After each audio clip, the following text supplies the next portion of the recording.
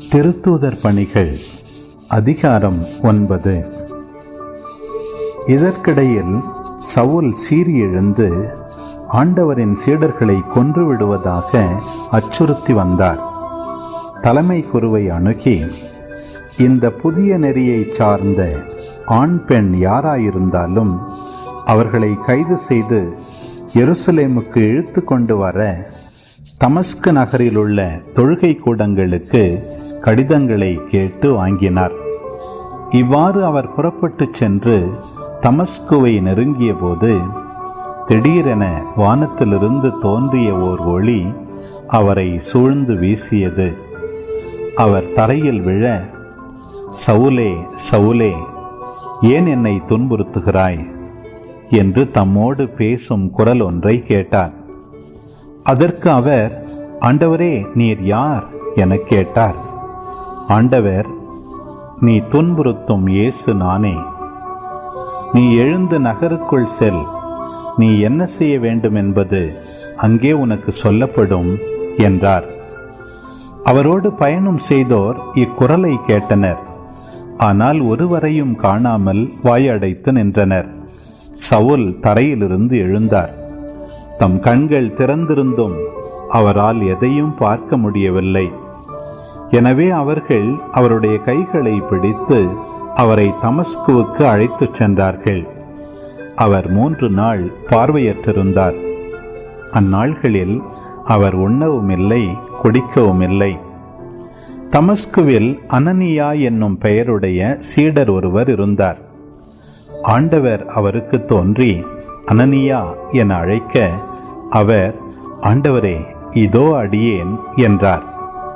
அப்போது ஆண்டவர் அவரிடம், நீ எழுந்து நேர்த்தெரு என்னும் சந்துக்கு போய் யூதாவின் வீட்டில் சவுல் என்னும் பெயருடைய தர்சு நகரத்தவரை தேடு.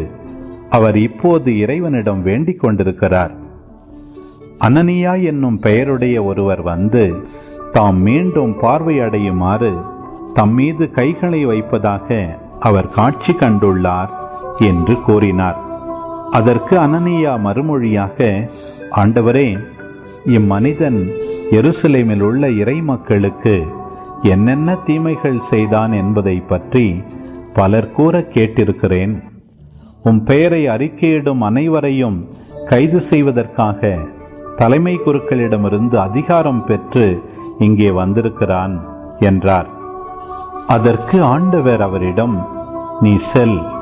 அவர் பிற இனத்தவருக்கும் அரசருக்கும் இஸ்ரேல் மக்களுக்கு முன்பாக எனது பெயரை எடுத்துச் செல்ல நான் தேர்ந்தெடுத்து கொண்ட கருவியாயிருக்கிறார்.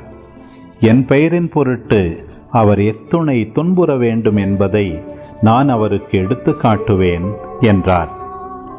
அனனியா அங்கிருந்து போய் அந்த வீட்டுக்குள் சென்று கைகளை அவர் மீது வைத்து, சகோதரர் சவுலே, நீர் வந்த வழியில் உமக்கு தோன்றிய ஆண்டவராகிய இயேசு நீர் மீண்டும் பார்வையடையவும் தூய ஆவியால் ஆட்கொள்ளப்படவும் என்னை உம்மிடம் அனுப்பியுள்ளார் என்றார். உடனே அவருடைய கண்களிலிருந்து செதில்கள் போன்றவை விழவே அவர் மீண்டும் பார்வையடைந்தார். பார்வையடைந்ததும் அவர் எழுந்து திருமுழுக்கு பெற்றார். பின்பு சவுல் உணவு அருந்தி வலிமை பெற்றார். சில நாள்களாக சவுல் தமஸ்குவில் சீடர்களுடன் தங்கியிருந்தார்.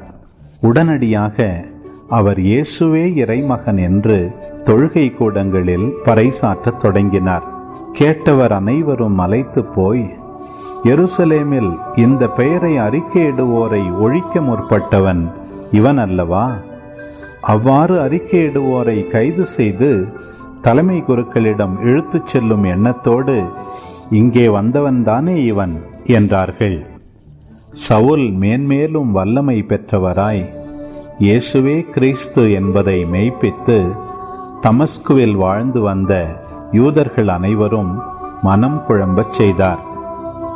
இவ்வாறே பல நாள்கள் கழிந்தன. யூதர்கள் சவுலை கொன்றுவிட திட்டமிட்டார்கள். அவரை கொன்றுவிடுவதற்காக அவர்கள் இரவும் பகலும் நகர வாயில்களை காவல் செய்தார்கள். அவர்களுடைய இச்சூழ்ச்சி சவுலுக்கு தெரிய வந்தது. ஆகவே அவருடைய சீடர்கள் இரவில் அவரை கூடையில் வைத்து நகர மதில் வழியாக இறக்கிவிட்டார்கள். அவர் எருசலேம் நகரத்துக்கு வந்தபோது சீடர்களுடன் சேர்ந்து கொள்ள முயன்றார். ஆனால் அவரும் ஒரு சீடர் என்பதை நம்பாமல் அனைவரும் அவரை கண்டு அஞ்சினர்.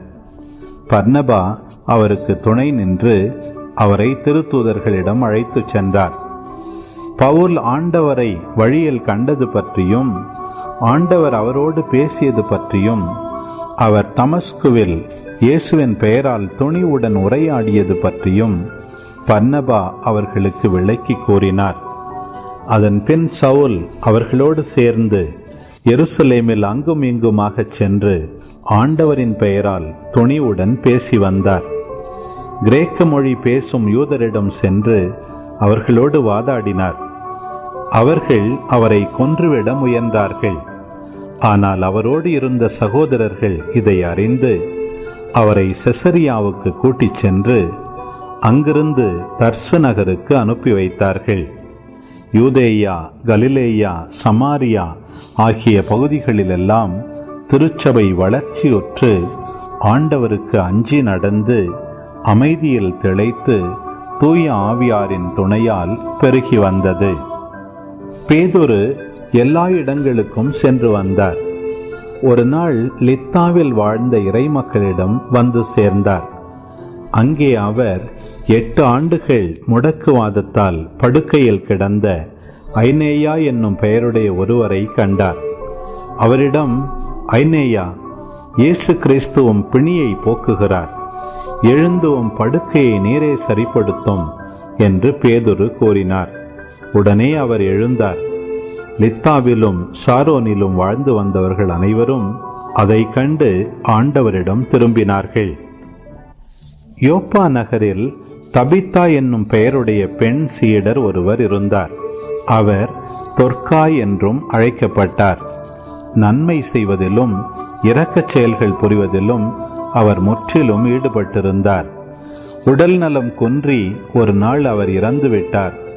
அங்கிருந்தோர் அவரது உடலை குளிப்பாட்டி மேல் மாடியில் கிடத்திருந்தனர். யோப்பாவிற்கு அருகிலுள்ள லித்தாவுக்கு பேதுரு வந்திருப்பதை சீடர்கள் கேள்விப்பட்டு இருவரை அவரிடம் அனுப்பி, எங்களிடம் உடனே வாருங்கள் என்று கெஞ்சி கேட்டார்கள். பேதுரு புறப்பட்டு அவர்களோடு வந்தார். வந்ததும் அவர்கள் அவரை மேல் மாடிக்கு அழைத்துச் சென்றார்கள். கைம்பெண்கள் அவர் அருகில் வந்து நின்று, தொர்க்கா தங்களோடு இருந்தபோது செய்து கொடுத்த எல்லா அங்கிகளையும் ஆடைகளையும் காண்பித்தவாறே அழுதார்கள். பேதுரு அனைவரையும் வெளியே அனுப்பிவிட்டு முழந்தாள் படியிட்டு இறைவனிடம் வேண்டினார்.